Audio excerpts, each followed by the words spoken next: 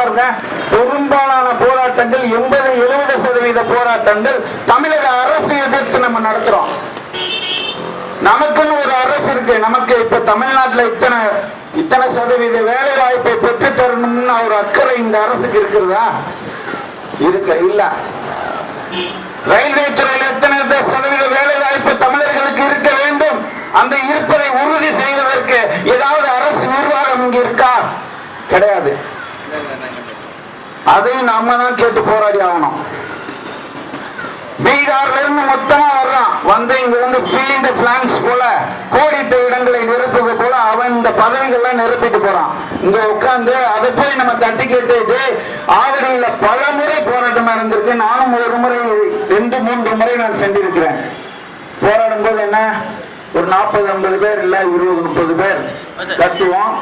அவன் போய் உள்ள பரீட்சையெல்லாம் எழுதி வேலையில் இருப்பான். இதானே இப்படி நமக்குன்னு ஒரு அரசு இருக்குது. ஆனா அந்த அரசு கையால் ஆகாத அரசாக, காட்டி கொடுக்கும் அரசாக, இன்னும் தமிழர்களின் உரிமையை பறித்தெடுத்து மற்றவர்களுக்கு தாழையாக்கின்ற அரசாக இந்த அரசுகள் இருக்கிறது. இப்படி அரசு இருக்கும் போது தும்பை விட்டு வாழை பிடிப்பது போல, நம்ம வந்து தோழர் சொல்றது போல அரசியல் பிடிக்காது ஓட்டு பொறுக்கிகள் பேசிக்கிட்டு இருக்கிற ஒரு கூட்டம். அதையும் தாண்டி நான் ஆய்வு பண்ணியிருக்கிறேன். இப்படி பல கூட்டங்கள் நடக்கிற போதெல்லாம் நான் கடந்த 5 ஆண்டுகளா ஆய்வு பண்ணியிருக்கிறேன். நான் அந்த ஆய்வு பண்ணதுல விஷயத்த சொல்றேன். ஓட்டு பொறுக்கின்னு பேசிக்கிட்டு இருக்கிற கூட்டம் மட்டும் கிடையாது, சாதியை ஒழிச்சுட்டு தான் மத்தியான சாப்பாடு சாப்பிடலான்ற மாதிரி ஒரு கூட்டம் இருக்குது. அவர்களுக்கு நம்ம எல்லாம் ஒன்னா சேரலாம் தோழர், ஆனா சாதி ஒழிப்பு பத்தி நீங்க என்ன சொல்றீங்க அப்படின்னு கேட்பாங்க. உடனே அதுக்கு சமாதானமாகலாம் நம்மளை வந்து ஒதுக்கி வச்சிருவாங்க. இன்னும் 2000-3000 ஆண்டுகள் ஆனாலும் சாதியை ஒழிக்க முடியாது. சாதி இணைக்க வேணா செய்யலாம், எல்லா அண்ணன் தம்பிகளை சேர்க்கலாம். ஒரு தாய் எல்லாரும் நம்மள ஓட வைத்து பிள்ளைங்க அப்படின்னு ஒன்னா சேர்க்கலாம். அதை எத்தனை தடவை சொன்னாலும் உங்களுக்கு தெரியாது. இதை மற்ற மாநிலங்கள்லாம் ஒத்துக்கிட்டு அடுத்த கட்டத்தை நோக்கி நகர்ந்து போய்கிட்டு இருக்கிறோம். இன்னும் அந்த கட்டத்திலே உட்காந்துக்கிட்டு அதை பத்தியே பேசிக்கிட்டு இருக்கிற எத்தனை அமைப்புகள் இந்த தமிழ்நாட்டில் இருக்குது. அதற்கு அடுத்ததாக நான் தமிழனா திராவிடனான்னு தெரியாம 2 கட்டான தெரியுறவனுக்கு இங்க ஏகப்பட்ட பேர் இருக்காங்க. முதல்ல தமிழன் ஒத்துக்கிறதுக்கு எனக்கு 100 ஆண்டுகள் ஆகும்னா, நீ எப்ப வந்து இந்த இனத்துக்காக போராட போற? நான் தமிழன் நாயரோ, நான் திராவிடன் இல்லையா?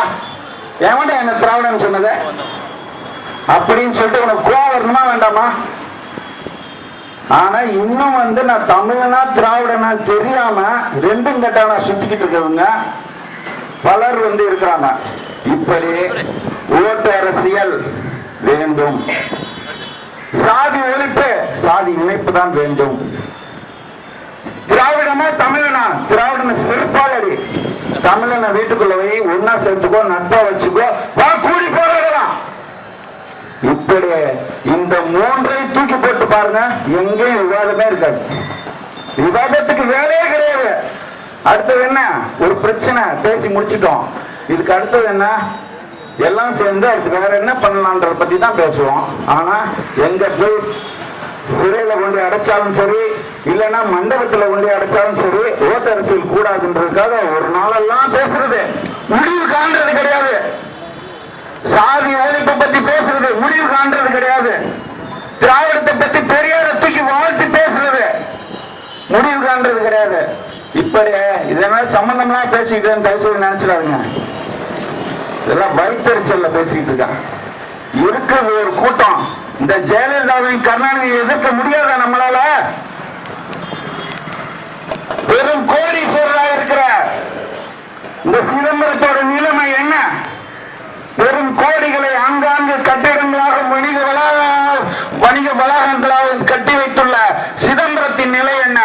இன்னைக்கு வந்து தனக்கு வாக்கு கிடைக்காது என்று செல்ல காசாக திரிந்து கொண்டிருக்கும் சிதம்பரத்தின் நிலை இதே ஜெயலலிதாவுக்கு வரணும், இதே கருணாநிதிக்கு இந்த மண்ணில் வரணும். ஏன் வராது? பச்சை படுகொலை செஞ்சுட்டு போர் என்றால் மக்கள் கொல்லப்படுவது சகஜம் தான் என்று ஆடு மாடுகள் கொல்லப்படுவது போல சொல்லிட்டு இந்த மண்ணில் ஜெயலலிதா ஆட்சி புரிய முடியுது. கவிதை கருணாநிதியால வந்துட்டு பேர் நின்னுச்சு அப்படின்னு கேட்டா வந்துட்டு மழை விட்டும் தூவானம் விடவில்லை. எப்படி 1000 குண்டுகள் பொழிந்து கொண்டிருந்த இடத்தில் இப்போது 100, 200 குண்டுகள் மட்டுமே பொழிந்து கொண்டிருக்கிறது என்ற அர்த்தம். 1000 பேர் செத்துக் கொண்டிருந்த இடத்தில் 100 பேர் 200 பேர் தான் சாவுறோம் அப்படின்னு அந்த பகிரங்கமா சொல்றாரு. அப்படிப்பட்ட இந்த கொடியவர்களை இந்த மண்ணை விட்டு துரத்தாத நீங்க எந்த மாற்றத்தையும் இந்த மண்ணில் கொண்டு வர முடியாது. அதை நாங்க எழுதி வச்சு சொல்லுவோம்.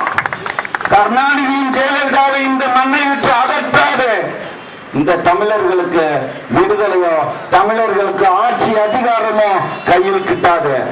அதனால் நாங்கள் எல்லாம் தமிழ் தேசிய கூட்டமைப்பு என்ற ஒன்றை உருவாக்கி தேர்தல் தளத்தில் சந்திச்சிருக்கோம். 1 லட்சம் 2 லட்சம் 10 லட்சம் வாக்கு நான் வந்து எம்பி அப்படின்ற கனவு கிடையாது. ஒரு 5 கோடி ரூபாய் செலவு செஞ்சிருந்தா நான் தான் எம்பி கண்டிப்பா ஆயிருப்பேன். ஆனா என்கிட்ட பணம் இல்ல.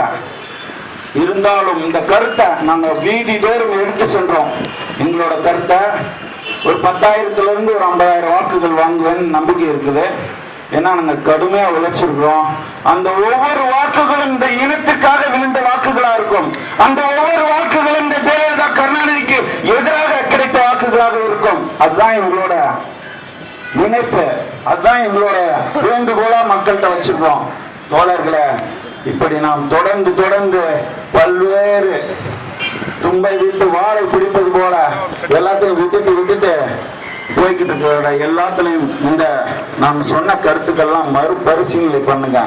நம்ம எல்லாம் சின்ன விஷயங்கள்லாம் விட்டு கொடுத்துட்டு ஒன்னா சேர்ந்தா மட்டும்தான் இந்த பெரும் பகைவர்களை, இந்த பெரும் கொடியவர்களான ஜெயலலிதா கருணாநிதியை நாம் ஓரம் கட்டிவிட்டு நாம் தமிழ் இனம் சார்ந்த ஒரு அரசியலை படைக்க முடியும். நாம் எல்லாம் ஒன்று கூடிவிட்டோம் என்று தெரிந்தாலே இவர்கள் இந்த அங்கிருந்து தொடர் வண்டியிலே இவர்களை ஏற்க மாட்டார்கள். அங்க போனா அவங்களை உதப்பாங்களா, நீங்க அங்க போய் பரீட்சைக்கெல்லாம் போகாதீங்க, அங்க ஒரு கூட்டம் உங்களை அடிக்கிறது காத்துட்டு இருக்குது அப்படின்ற ஒரு நிலையை நாம் உருவாக்க முடியும். நம்மாலும் முடியும். நாம் தேசிய தலைவரின் தம்பிகள், நாம் தேசிய தலைவரின் வெளிவந்து போராடுவார்கள். நம்மளால் எதையும் சாதிக்க முடியும் என்று கூறி வாய்ப்புக்கு நன்றி கூறி விடைபெறுகிறேன். நன்றி.